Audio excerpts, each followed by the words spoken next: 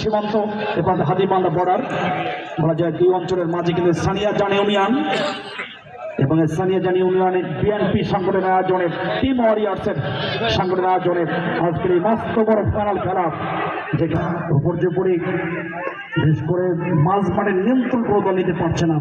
ফুটবলের সবচেয়ে প্রাণ রাখা হয়েছে ইনশাল্লাহ। আমরা খুবই এনজয় করছি খেলা।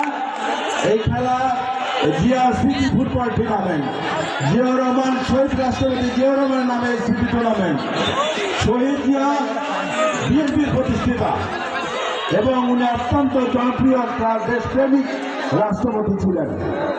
ওনার সময় আমাদের দেশে উনি যেমন ক্রীড়া জগতে উৎসাহিত করেছেন, তেমনি করে দেশে কৃষির বিপ্লব ঘটিয়েছিলেন, তেমনি করে শিল্পের বিপ্লব ঘটিয়েছিলেন। আজকে আমাদের এই অঞ্চলের লক্ষ লক্ষ মানুষ, হাজার হাজার মানুষ, লক্ষ লক্ষ মানুষ গার্মেন্টসে কাজ করে।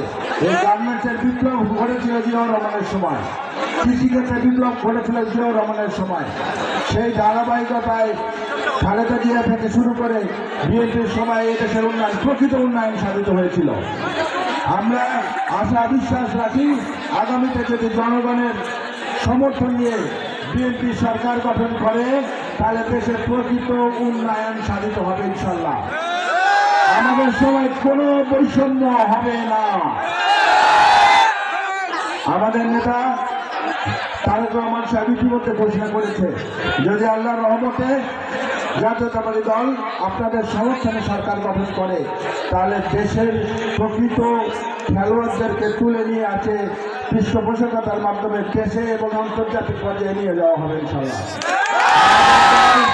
আমাদের দল ফুটবল, ক্রিকেট, হাডুডু সহ বিভিন্ন খেলায় পৃষ্ঠপোষকতা দিবে। এই খেলা সেই খেলা না, কিন্তু এই খেলা হবে আগামীর খেলা, হবে দেশ গড়ার খেলা।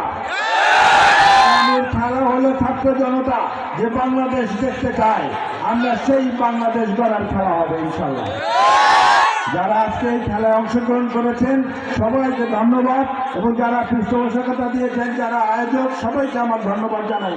সময় সংক্ষিপ্ত, আগামীতে ইনশাল্লাহ আরো ভালো আয়োজনের মাঝে আপনাদের সাথে দেখা হবে এই আশা বিশ্বাস রেখে সবাইকে ধন্যবাদ দিয়ে আমি আমার বক্তব্য শেষ করছি। খোদা হাফেজ।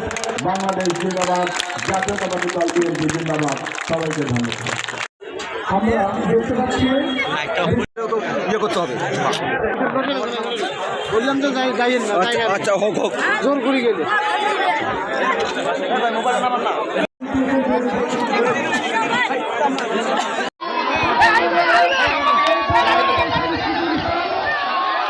সুমন আর একটা সুমন।